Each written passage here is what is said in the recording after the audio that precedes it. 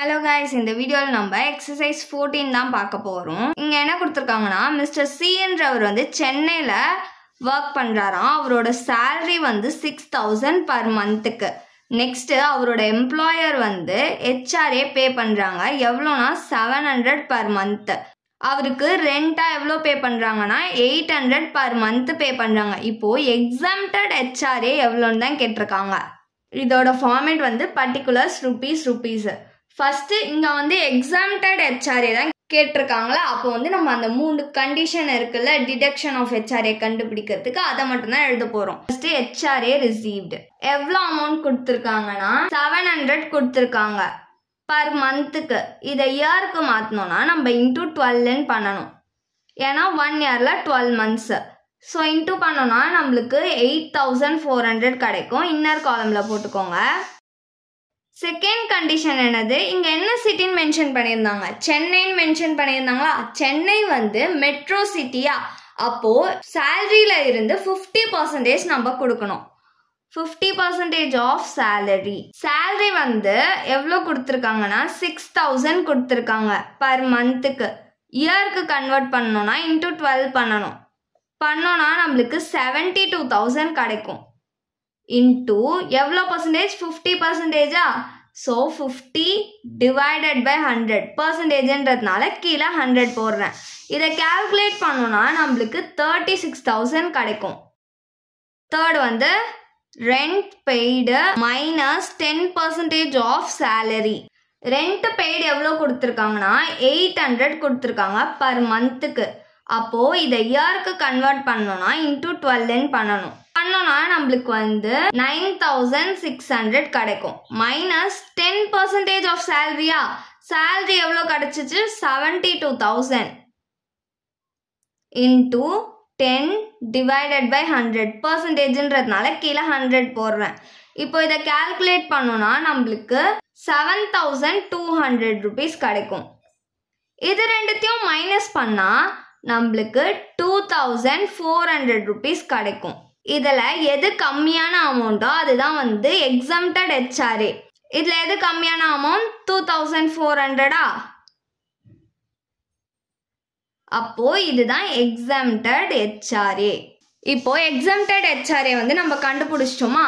Next என்ன கண்டுபிடிக்கணும், taxable HRAவும் நம்ம கண்டுபிடிக்கணும். கொஸ்டின் பேப்பர்ல exempted HRAன்னு கேட்டிருந்தாலும் taxable HRAவும் கண்டுபிடிங்க. taxable HRAவோட ஃபார்மேட் என்னன்னா HRA received minus exempted HRA. HRA received எவ்வளோனா 700 per monthன்னு கொடுத்துருக்காங்க. அப்போ நம்ம இயருக்கு மாற்றணும்னா இன்டூ 12 பண்ணோமா, 700 இன்டூ 12 பண்ணோம்னா 8400 மைனஸ் exempted HRA எவ்வளோ கண்டுபிடிச்சிருக்கோம் 2400. அந்த 2400 போட்டுக்கோங்க. இப்போ இது ரெண்டுத்தையும் மைனஸ் பண்ணோம்னா நம்மளுக்கு 6000 கிடைக்கும். இதுதான் வந்து taxable HRA. எக்ஸசைஸ் 15 தான் பார்க்க போகிறோம். இங்கே என்ன கொடுத்துருக்காங்கன்னா exempted amount of HRA வந்து கால்குலேட் பண்ண சொல்லியிருக்காங்க. கொடுத்துருக்க இன்ஃபர்மேஷனில் இருந்து பிரபுன்றவருக்கு, இவர் வந்து கான்பூரில் இருக்காராம். சேல்ரி பர் மந்த்துக்கு வந்து 4500. HRA ரிசீவ்டு வந்து பர் மந்த்துக்கு 600. ரெண்ட் பெய்டு வந்து பர் மந்த்துக்கு 400. இதோட ஃபார்மேட் வந்து particulars rupees. ஃபஸ்ட்டு வந்து இங்கே exempted HRA தான் கண்டுபிடிக்க சொல்லியிருக்காங்க. ஸோ ஃபஸ்ட்டு கண்டிஷன் என்னது, டிடக்ஷன் நம்ம கண்டுபிடிக்கிறதுக்கு HRA ரிசீவ்டு எவ்வளோ அமௌண்ட் கொடுத்துருக்காங்கன்னா 600 கொடுத்துருக்காங்க பர் மந்த்துக்குன்னு கொடுத்துருக்காங்களா. அதை இயருக்கு கன்வெர்ட் பண்ணுறதுக்காக நம்ம இன்டூ 12 பண்ண போகிறோம். ஏன்னா 1 இயருக்கு 12 months. 600 இன்டூ 12 பண்ணால் நம்மளுக்கு 7200 rupees கிடைக்கும். செகண்ட் வந்து என்னது 40% ஆஃப் சேலரி எவ்வளோ அமௌண்ட் கொடுத்துருக்காங்க 4500 rupees கொடுத்துருக்காங்க. இதுவும் பர் மந்த்துக்குன்னு தான் கொடுத்துருக்காங்க. இயருக்கு கன்வெர்ட் பண்ணுறதுனால இன்டூ 12 பண்ணோன்னா நம்மளுக்கு வந்து 54000 கிடைக்கும். இன்டூ 40% தானே எடுக்கணும் சேலரியிலேருந்து. ஸோ 40 டிவைடட் பை 100 பர்சன்டேஜ் கொடுத்துருக்கிறதுனால கீழே வந்து 100 போட்டிருக்கேன்.